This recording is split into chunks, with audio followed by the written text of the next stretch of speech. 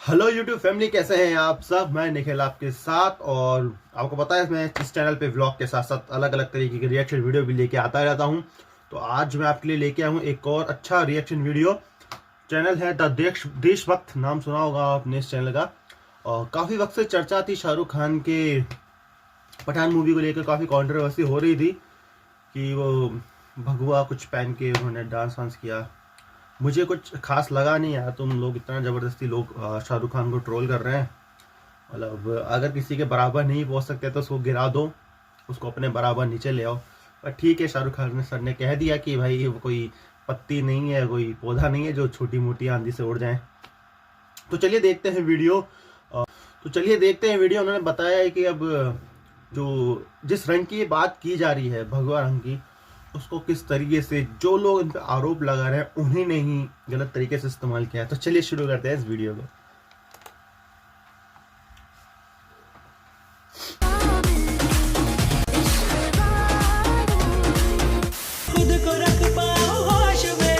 अक्षय कुमार, कुछ कराना रानी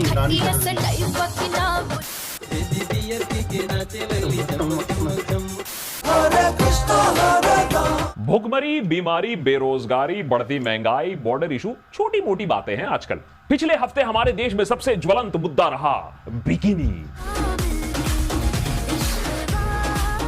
control editor, अभी एपिसोड शुरू हुआ है, बात तो कर लेने दो। हैं शाहरुख खान स्टारर पठान मूवी में बेशरम रंग गाने में दीपिका स्विम सूट पे नजर आती हैं और इसी वीडियो ने देश भर में बवाल खड़ा कर दिया। बेशरम रंग कहाँ देखा। अबे एडिटर, एक काम कर, तू गाना ही चला दे। हैं मेरे बोलने की क्या जरूरत है फिर? हैं कंट्रोल कर, लार टपक रही है मुंह से, बंद कर मुंह को।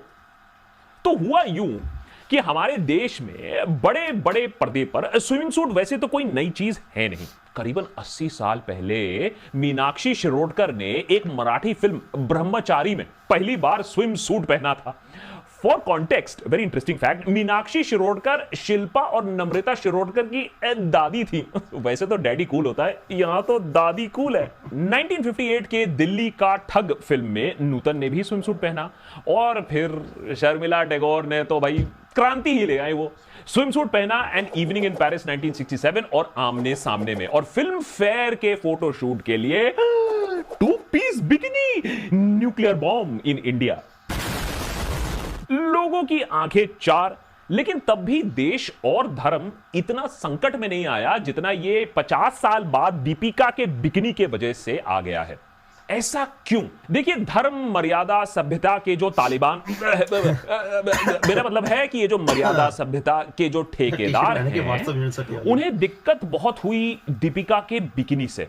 खड़े हो गए सारे अंकल जी, जोर जोर से अपना डंडा हिलाने लगे। किसी को बिकिनी से प्रॉब्लम थी, किसी को बिकिनी के रंग से प्रॉब्लम थी, किसी को बिकिनी के ढंग से प्रॉब्लम थी। यू सी, कट बहुत हाई है। किसी को बिकिनी वाले डांस से प्रॉब्लम थी, पोज से प्रॉब्लम थी, किसी को बिकिनी वाले गाने में खान से प्रॉब्लम थी। जितना बिकिनी पर विश्लेषण हुआ है ना पिछले हफ्ते, अगर उतना विश्लेषण हम देश पे मेक इन इंडिया, भुखमरी, बेरोजगारी पर कर लेते, अरे 5 ट्रिलियन टन इकोनॉमी कब का पार कर चुके होते। बहरहाल, मूवी का नाम पठान, उसमें है शाहरुख खान। बॉयकॉट गैंग को एक्टिव तो होना था। अगर मूवी बॉयकॉट ना होती तो इसमें अचंभे की बात होती। लेकिन इस बार यह बात साबित हो गई कि सोशल मीडिया किसी भी प्रकार की मूर्खता का मोहताज है। हिपोक्रेसी की सीमा तो हम ऐसे में ही कब का लांघ चुके हैं। सुशांत सिंह की दुखद मृत्यु को बार बार लूप पे चलाकर, मर्डर और कंस्पिरेसी बनाकर टीआरपी खूब बटोरे गए। लोगों का ध्यान कोविड से भटकाया गया। फिर एसआरके के बेटे आर्यन को घोषित कर दिया हमने गंजेड़ी और नालायक। क्यों? 5 ग्राम चरस पाए जाने का आरोप था, बाद में मिला कुछ नहीं। लेकिन जब चूहा आज 500 किलोग्राम गांजा कुतर जाता है और पुलिस ये बात कोर्ट में कहती है, तब हम टस से मस नहीं होते। क्यों?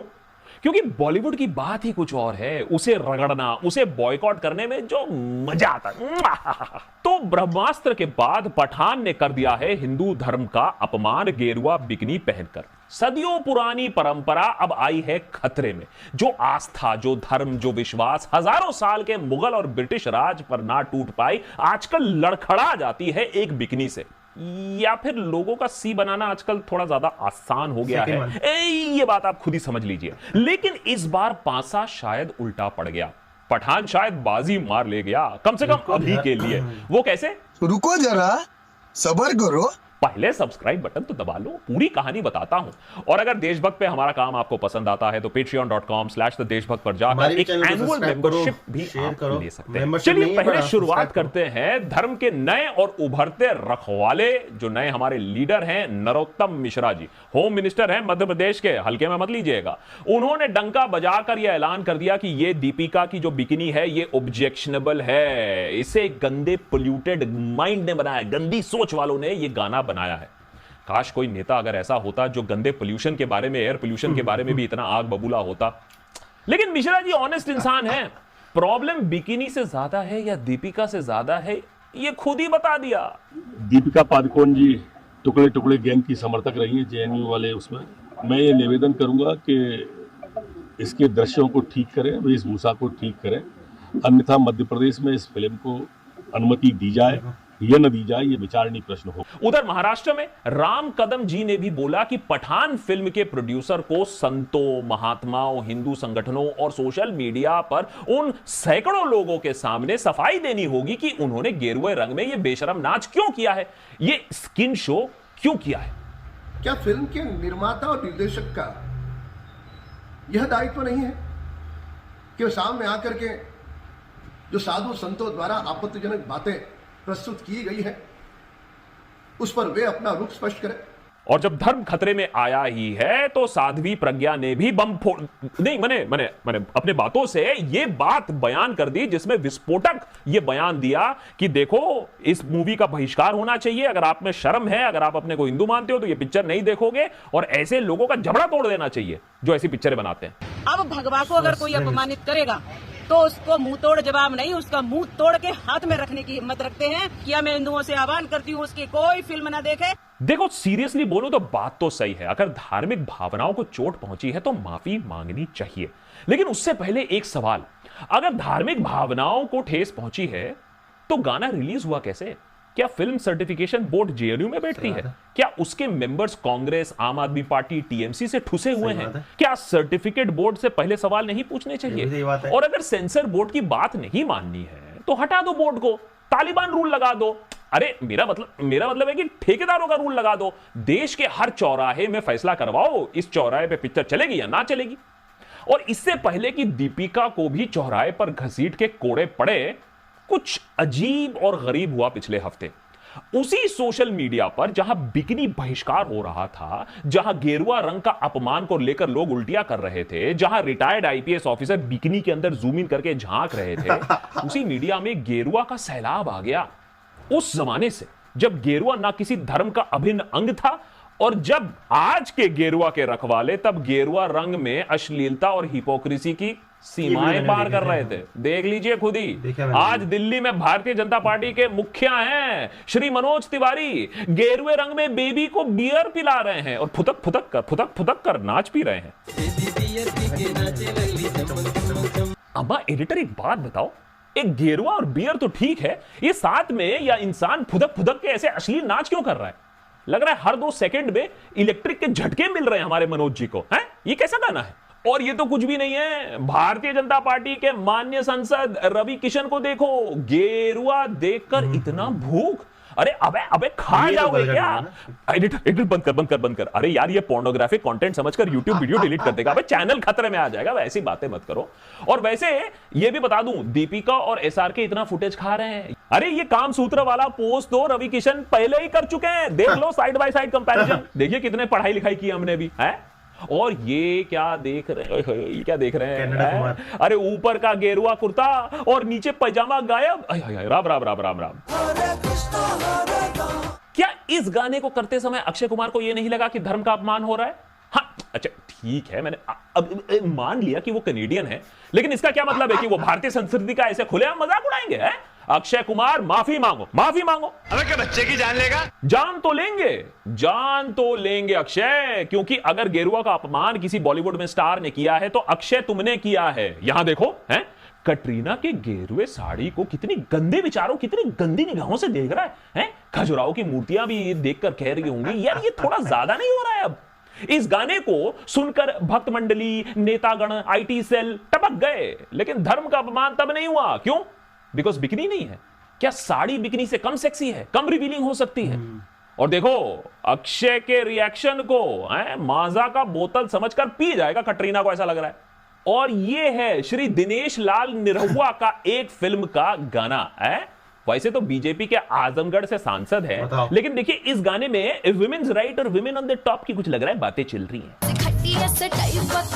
अगर दीपिका ने बेशरम रंग में भगवे का अपमान किया है तो बॉलीवुड और भोजपुरी सिनेमा में कम से कम लाइन लग जाएगी ऐसे अपमानों का। और हमने तो देशभक्त पर सिर्फ ट्रेलर दिखाया है। बीजेपी में एंट्री मारने के लिए बेताब कंगना गेरुआ रंग पर अपनी जुत्ती रख रही है, तब तो आउच भी नहीं निकला किसी से। और नहीं एडिटर, ये वाला नहीं, एडिटर नहीं बंद लगा दिया। कौन यार ये ऐसा कौन करता है यार? हैं ऐसा कौन करता है? इस रंग की चड्डी कौन पहनता है? कभी नहीं देखा मैंने, और अब जब देख लिया तो अनदेखा भी नहीं कर सकता हूं। और बीजेपी के सनी पाजी ने आज तक इस चड्डी वाली फोटो के लिए कभी खेद प्रकट किया है? बताइए। एक टाइम था कि मिस इंडिया कॉन्टेस्ट में भी स्विमसूट राउंड में गेरुआ इतनी लड़कियां पहनकर कैटवॉक कर रही हैं, स्मृति ईरानी भी हैं इसमें। तब तो देश और सभ्यता खतरे में नहीं आई और ना ही टाइम्स ऑफ इंडिया को बॉयकॉट किया गया। क्यों? क्योंकि शायद आप भी जानते हैं और हम भी जानते हैं कि गेरुआ से प्रॉब्लम नहीं है और ना ही गेरुआ कोई धर्म का रंग बनता है। प्रॉब्लम शायद दीपिका और एसआरके जैसे लोगों से है जो सिस्टम की चाटते नहीं है। वो चाहे सिस्टम के खिलाफ खुले तरीके से ना बोले, लेकिन उनकी जो रीढ़ की हड्डी है ना, वो इतनी भी नहीं मुड़ी है कि वो सिस्टम के तलवे चाटने की इजाजत दे उनकी रीढ़ की हड्डी।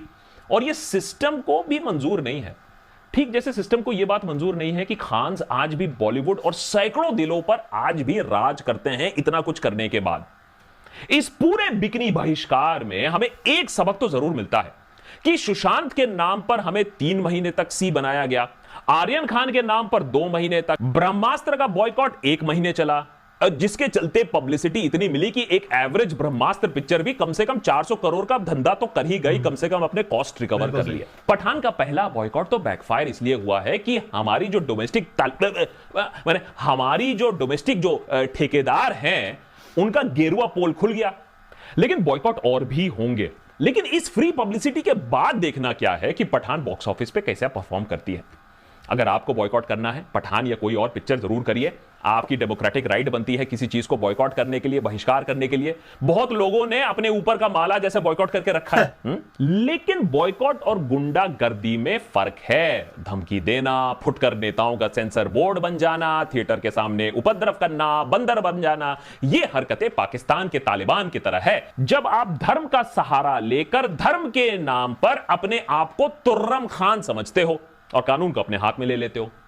पठान के बारे में, दीपिका के बारे में, एसआरके के बारे में उल्टा सीधा बोलो, बिकिनी में झांको, लेकिन अगर गेरुआ का अपमान लगता है तो सबसे पहले सारे इन बीजेपी नेताओं को और इन चमचों को लाइन लगाकर सबसे पहले इनसे माफीनामा लिखवाओ। वैसे कोई प्रॉब्लम भी नहीं होनी चाहिए माफीनामा लिखने में, लेकिन उसके बाद जब ये माफीनामे आ जाए उसके बाद एसआरके को बैन करने की बात करना।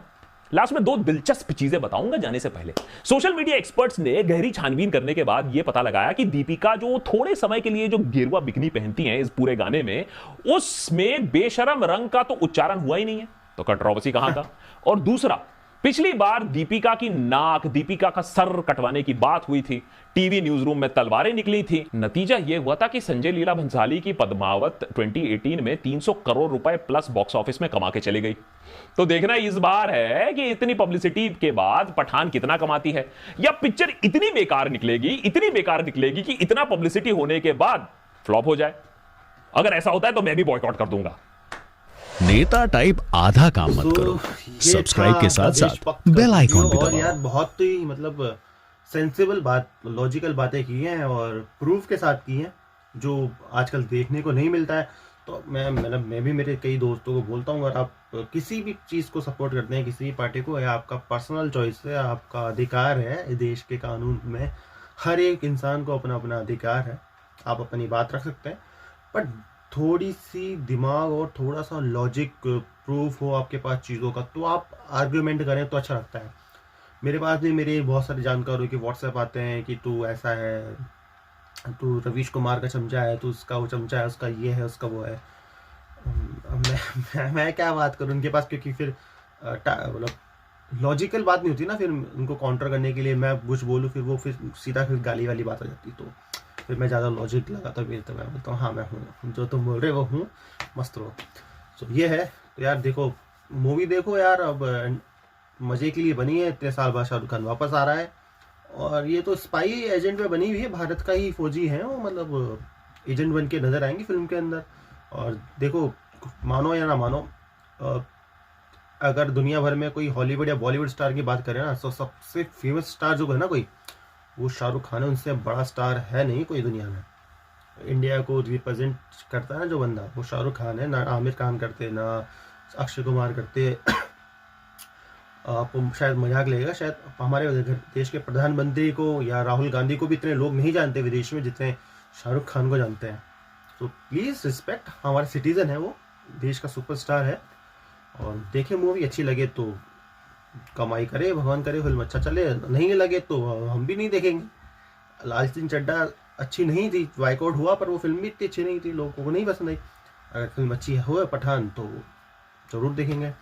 आप इस बारे में क्या सोचते हैं नीचे कमेंट करके ज़रूर बताएं, और सब्सक्राइब करें हमारे चैनल को। मिलता हूँ नए रिएक्शन या नए व्लॉग के साथ, तब तक के लिए बाय।